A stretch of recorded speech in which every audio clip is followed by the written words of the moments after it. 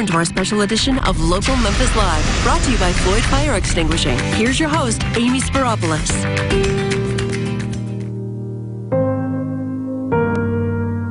Thursday morning, at around 2 o'clock in the morning, I woke up to a loud beeping from our smoke alarm, and I opened my eyes, and my bedroom was filled with smoke. As soon as I opened my eyes, the whole house was engulfed. I mean, there was smoke everywhere. You could barely see. I instantly knew something was wrong.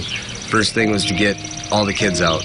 My brother's fiance, Stephanie, was sleeping in the living room with the 2-month-old baby, and she yelled for people, fire, get out. My 2 nieces came out of their bedroom. My brother grabbed Wyatt, who was in his bedroom, the 1-year-old. And as soon as everybody got out, me and my brother started, it was evident that the flames were coming from behind the dryer, so I threw the dryer down, told him to start throwing water on it, thinking it was maybe just something small. He said, call 911 immediately. We can't take control of this.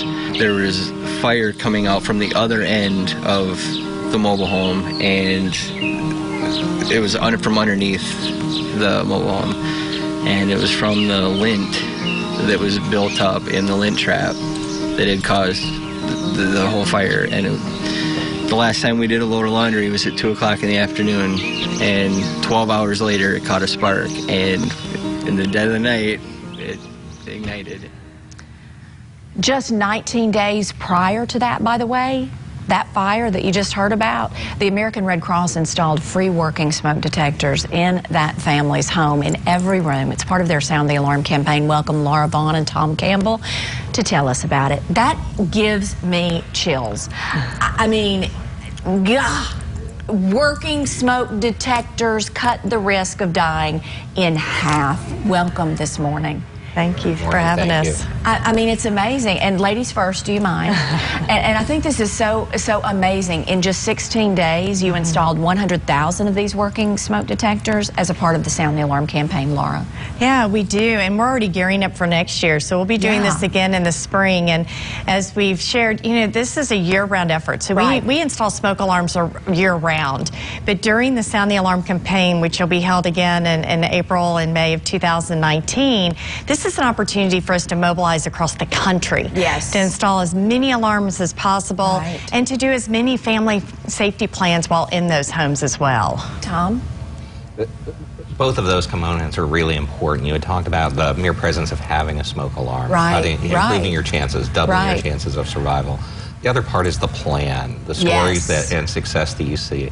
If people think in advance and are prepared, then you can dramatically increase the chances of survival.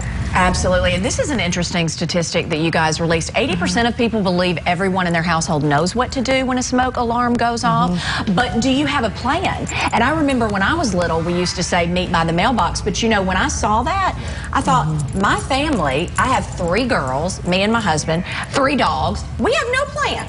Right. We haven't even talked about this. So it's just kind of scary, because how many Americans actually do have a plan in place, like you said? Yeah. Exactly, and it's easy to put one together. What you want to think about is wherever people are sleeping or cooking, make sure you have 2 ways to get out of those rooms. Make sure you have working smoke alarms there. Yes. And then talk to your family, talk to your children, and say, gosh, when that goes off, we're going to meet by the tree in the front yard. Very good. And that helps improve chances of survival dramatically.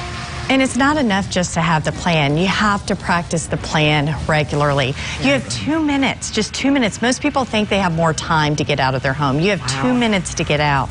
So it's really important that once that plan is in place, that you practice it time and time again. Well, it's interesting. Michelle Hope is a friend of mine, and her home was struck by lightning. She's the Germantown mom whose home was struck by lightning last year. And she said, Amy, her little boy was in the bathtub, and she said they didn't even know their house was on fire, because a lot of us, just like that gentleman said, that we have a faulty fire smoke alarm and we take the battery out because it bothers us. How often do you run across that? When we're doing these installations, that's extremely common. You'll find that, especially near kitchens, people have burned some food and decided it's too inconvenient.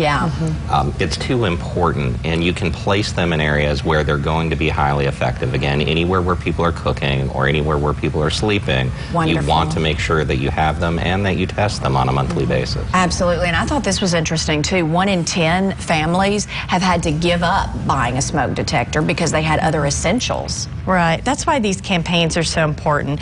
And we partner with a lot of different companies and agencies here. We work very closely with the Memphis Fire Department. International Paper is a national sponsor of this campaign. Wonderful. Locally, FedEx is a huge supporter as well. So it's really important that we have all the alarms that we need to be able to get them installed and to do those plans, and then really work with the families of setting a schedule to practice those plans as well.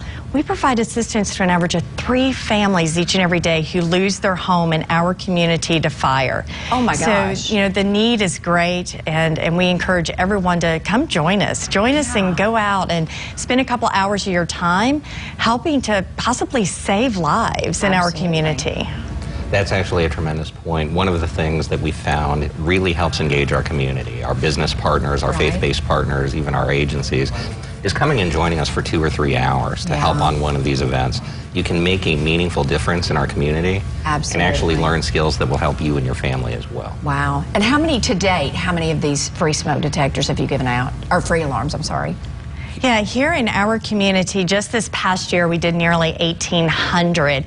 So we've only done this for about 3 years, and we're up to almost 4,000 now that we've done collectively. And as we kick off July 1 and what is for our new year, we just plan to continue to build and install more and more, and we're thankful to have opportunities like this and the incredible partnerships that we have in this community to make that happen. And Tom, if they need to sign up, can they go to this website? Absolutely. Wonderful. There it is, soundthealarm.org. Thank you so much on behalf of all of us here at Local Memphis, just what you do on a day-to-day basis. We don't say thank you near enough. We certainly appreciate what the Red Cross does. Thank you. Sound the Alarm campaign. You can go right there to contact the American Red Cross. Fire safety fact for you, brought to you by Floyd. It is important to know when to go. I think you both would agree with me on this. Keep clear exits in your home. Have fire extinguishers nearby so it can make for easy escape if a fire cannot be controlled. We're back after the break.